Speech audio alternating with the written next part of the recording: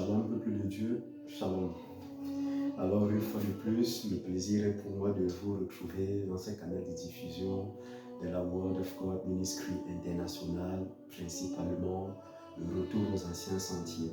Alors, je vais vous entretenir sur une question qui est un peu pour moi bizarre dans notre monde chrétien. La question est vraiment bizarre, la question de savoir, faut-il faire des fausses pratiques pour pouvoir acquérir l'onction? Parce que vous voyez, de plus en plus, il y a un phénomène qui se passe actuellement, c'est que lorsqu'on observe les réseaux sociaux, les photos des hommes de Dieu dans Facebook, YouTube, etc., on constate que beaucoup d'hommes de Dieu vont au niveau des tombes de certains autres hommes de Dieu qui ont manifesté une puissance bizarre et dangereuse avant. Ils vont parfois se coucher sur cette tombe, ils vont parfois même aller prier auprès de cette tombe. Alors moi j'ai une question, et ma question veut soulever le volet hypocrite de l'enseignement de la scripture même doctrinale, de ce que c'est que l'onction. Je vous ai déjà dit que quand on parle d'onction, ça n'a rien à voir avec les bêtises que nous enseignons. L'onction, c'est la capacité que l'âme a reçue avant son incarnation dans la terre, dans un corps de chair. C'est ça qu'on appelle l'onction. Autrement dit, l'onction c'est quoi? L'onction c'est une mission qui est affectée à ton âme avant que tu ne viennes sur la terre. Alors comment se fait-il que les gens ont inventé un concept, allons acquérir l'onction? Et je vous dis, moi, en ce qui me concerne, j'assume mes responsabilités parce que je suis un gardien d'une tradition spirituelle dans le Mashiach.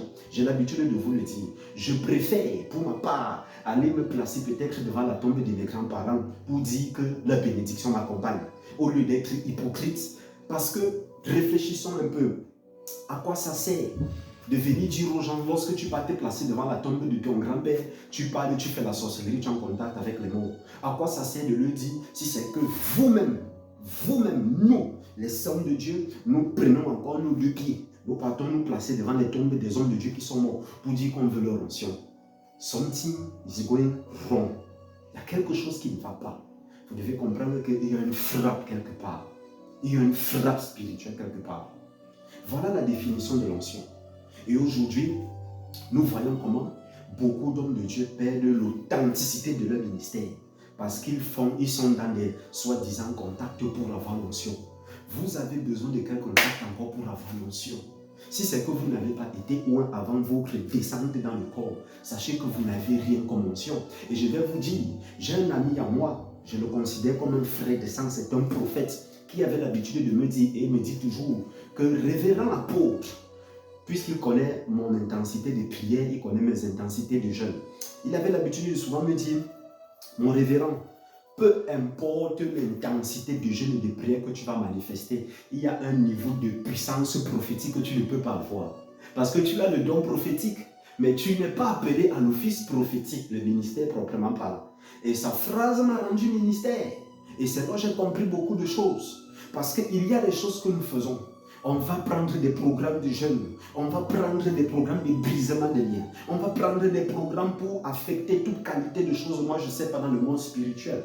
Mais ce que vous ne savez pas, c'est que aucun homme ne peut recevoir, aucun homme ne peut manifester, rien que ne peut manifester ce qui ne lui a pas été donné en dehors de ce qu'il a reçu. Je reprends la phrase de Jésus-Christ. Tout homme manifeste ce qu'il a reçu du ciel. Ce que vous n'avez pas reçu du ciel, vous ne pouvez pas le manifester. Ça, ce sont des vérités spirituelles. Et ce sont des vérités qui relèvent d'un ordre mystique, ésotérique. Ce ne sont pas des choses qu'on raconte, je parle de ce que je sais. Et je parle de ce que j'ai étudié. Je parle de ce que je comprends. Parce que j'ai l'habitude de vous dire, le document qu'on appelle la Bible est une tradition juive. Nous devons leur rendre cette honneur. C'est pour eux les traditions. J'entends les gens dire, je suis la tête et non la queue. C'est à toi que Dieu a fait cette promesse. Est-ce que cette promesse te concerne? Et puis je vois les gens qui font les naufrages dans les ministères. Aujourd'hui, tu vois un homme de Dieu, il est pur. Quand tu prêches, tu sens la puissance, tu sens la vie. 15 ans plus tard, tu ne le reconnais pas. Tu ne le reconnais pas. Parce que tu sens que ce qui fait la substance même de son ministère a disparu. Et puis ils vont venir faire des enseignements, comme quoi pour dire que le péché détruit l'onction. Vous croyez que le péché peut détruire la mission que vous avez reçue avant votre incarnation?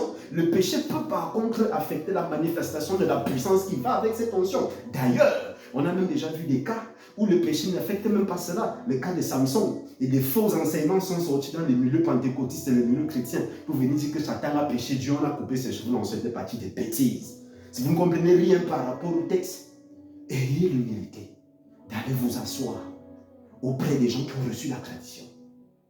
Alors, je ne serai pas long dans cette vidéo parce que je voulais attirer votre bémol sur cette affaire d'onction. Maintenant, la raison pour laquelle j'ai fait la vidéo, c'est parce que je veux vous entretenir sur la notion de divorce. Mais avant de parler du divorce et avant de parler du mariage et avant de parler du célibat, je profite de cette petite intermède pour répondre à un internaute qui m'a posé déjà des questions au sujet des études bibliques, que je vais vous faire des études bibliques. Ne vous en faites pas. Vous serez servis et vous ne serez pas déçus. Vous aurez la consistance spirituelle des études bibliques. Je ne vais pas vous faire des études bibliques à la dimension légère dans le christianisme. D'ailleurs, il y a des hommes de Dieu qui ont été très profonds dans le christianisme. Il y a les Frédéric Godet, il y a, bref, je ne vais pas citer mes sources ici là. Mais sachez qu'il y a des hommes de Dieu, même dans le christianisme, qui ont atteint des niveaux très pertinents dans la connaissance de Dieu. Et ça, on ne va pas le négliger. Alors, les études bibliques que je vous ferai, ce sont des playlists que je ferai pour que nous puissions un peu faire des études bibliques ensemble. Et parmi ces playlists, il y a une playlist qui est intitulée « Les tribunaux des doctrines ». Nous allons examiner à la lumière des Écritures ce que la Bible dit par rapport aux doctrines qui sont prêchées. Parce qu'il y a, je vous assure, il y a près de 95 fausses doctrines dehors. Et le problème, c'est qu'on voit des millions d'individus dans le monde qui acclament ces doctrines parce qu'ils ne comprennent même pas les textes. Et ceux qui les enseignent ont l'orgueil de dire qu'ils ont fait des écoles de théologie. Pour moi, une théologie qui n'est pas empreinte de la tradition juive, une théologie que tu n'as pas faite dans une école biblique sérieuse juive, pour moi, c'est une théologie qui est vaine. Parce que, autrement dit, la théologie qu'on va te véhiculer là-bas, c'est la théologie de la substitution, c'est-à-dire la doctrine du remplacement, l'antisémitisme juif. C'est ça qu'on va t'enseigner dans cette théologie. Donc voilà ce qu'on va d'abord, on aura comme playlist, le tribunal des doctrines. Ensuite, nous aurons ce que je vais appeler l'identité de Jésus-Christ. Dans l'identité de Jésus-Christ, on va voir les multiples facettes de son identité. Et on va voir par exemple dans les multiples facettes de son identité, Jésus-Christ comme Dieu. 1. On va voir 2. Jésus-Christ comme prophète. Parce que les musulmans embêtent les gens avec les histoires de vous que Jésus là c'est seulement prophète. On va voir ce que la tradition dit. On va voir ce que la mystique et l'ésotérisme enseignent sur Jésus-Christ dans le milieu juif. On va voir 3. Jésus-Christ comme Mashiach. Bref, Jésus-Christ comme Mashiach, c'est une tautologie, permettez mon expression. On va voir Jésus Mashiach. Et on va voir principalement Jésus Mashiach ben David et Mashiach ben Youssef. Parce que c'est important de comprendre les deux dimensions messianiques de Jésus-Christ. Et la malcompréhension des deux dimensions messianiques de Jésus-Christ nous met dans un état où tout le monde attend le Messie pour dire le Messie c'est lui qui va sauver le monde. D'ailleurs, il y a des gens qui ne pêchent pas. Il va sauver dans le monde de quoi? Il faut faire attention avec cette doctrine. C'est de ça que je parle quand je parle des fausses doctrines. Maintenant, on va parler de Jésus-Christ comme étant Métatron. Je vous ai dit Métatron, pour ceux qui me suivent, Métatron c'est un grade spirituel. Métatron c'est pas un ange. Parce qu'il y a des gens, même dans les cercles de franc-maçonnerie, les autres, tous les trucs que je ne vais pas citer ici, qui invoquent des archanges et disent qu'ils ont invoqué Métatron. Vous devez savoir que Métatron, c'est une disposition, c'est un état, c'est une dimension de commandeur spirituel. Parce que les métatroneurs, les métatroniens, ce sont des gens qui gouvernent le monde. Ce sont des gens qui ont la capacité de contrôler, qui ancrent dans le monde et qui ressortent du monde. Donc c'est une dimension spirituelle. Nous allons entrer dans les textes. Non seulement en français, mais on va entrer dans la mystique juive pour comprendre de quoi est-ce que ces choses parlent. On va voir Jésus-Christ comme étant l'étoile brillante du matin. Et quand on va voir Jésus-Christ comme l'étoile brillante du matin, ça va me faire enchérir sur le psaume 150 qui parle de Kol HaNeshama, c'est-à-dire pour parler de celui-là en qui toutes les âmes de l'existence sont contenues. Ensuite, on va parler de Jésus-Christ comme Dieu, comme un Dieu, parce qu'on a dit plus haut Jésus-Christ comme Dieu, maintenant Jésus-Christ comme un Dieu, un Elohim. Ensuite, on va parler de Jésus-Christ préexistant pour que vous essayiez de comprendre qu'avant l'incarnation de toutes choses, il est.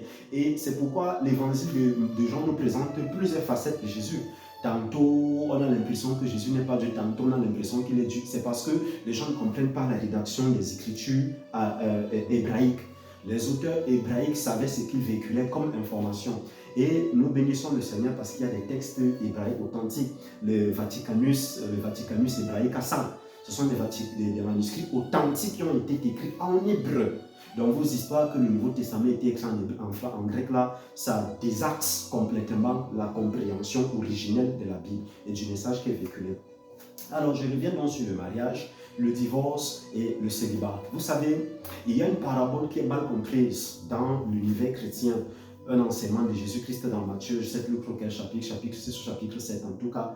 Je sais juste que dans ce chapitre, Jésus-Christ est en train de dire, si ton œil a vu une femme et tu as convoité cette femme dans le cœur, tu as commis l'adultère avec elle. Alors la question de savoir, est-ce que la femme là, elle a fait l'adultère? Donc, il y a beaucoup de volets d'analyse dans la question. Mais ce qui me plaît, c'est que Jésus-Christ dit, il vous a été aussi dit que si quelqu'un renvoie une femme, il lui a donné un motif de divorce et qu'on n'épouse pas une femme qui est divorcée autrement comme un adultère. Bien, je tiens d'abord à vous dire que Jésus-Christ a grandi dans une tradition. Et dans la tradition juive, en l'occurrence la tradition ésotérique juive, c'est-à-dire la tradition orale, parce que les gens disent que oh, la tradition orale n'existe pas. Laissez-moi une bêtise là, qui a donc transmis aux descendants de Noé, Dieu, Noé, alors que Noé n'était pas à l'époque, il n'était même pas à l'époque d'Abraham, parce qu'Abraham vient plus bas, et Noé n'était même pas à l'époque d'Adam. Alors ils ont fait comment pour connaître Dieu? Donc laissez les histoires quand vous ne connaissez rien. La Bible est une tradition orale, et la connaissance de Dieu également une tradition, elle se transmet. Alors, Jésus enseigne dans une tradition, et dans cette tradition, il y a ce qu'on appelle la Ruach Babahi. C'est-à-dire quoi? C'est-à-dire au niveau du divorce et au niveau du célibat, au niveau du mariage. La Ruach, c'est quoi? La Ruach Dei Babahi, c'est le premier sperme qui entre dans l'organe intime d'une femme. Et le premier sperme qui entre dans son organe intime, c'est ça qui bâtit sa spiritualité. Autrement dit, c'est ça qui va façonner l'être spirituel avec lequel cette femme va fonctionner.